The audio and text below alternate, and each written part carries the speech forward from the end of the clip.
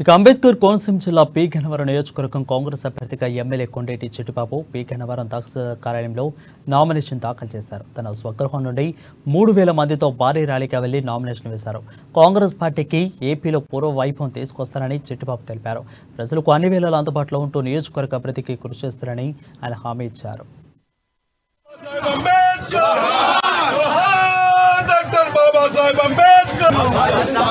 అనేక సంక్షేమ పథకాలు కూడా ప్రవేశపెట్టడం జరిగింది. మరి సెంట్రల్లోనూ రాష్ట్రంలో అధికారంలోకి వస్తే ఈవేళ మరి ప్రతి పేదవాడు ఇల్లు కట్టుకోవడానికి 5 లక్షల రూపాయలు మరి శాంక్షన్ చేయడం జరుగుతుంది. అలాగే మరి 2,25,000 ఉద్యోగాలు ఇవ్వడం జరుగుతుంది. అలాగే ఎల్కేజీ నుంచి మరి పీజీ వరకు ఉచిత విద్యను అందించడం జరుగుతుంది. అలాగే ఉపాధి హామీ కూలీలకి మరి రోజుకి 400 రూపాయలు మరి ఇచ్చే విధంగా మరి ప్రణాళిక సిద్ధం చేయడం జరిగింది. అంతేకాకుండా వీళ్ళ రైతులకి 2 లక్షల వరకు రుణాల మాఫీ కూడా చేయడం జరుగుతుంది.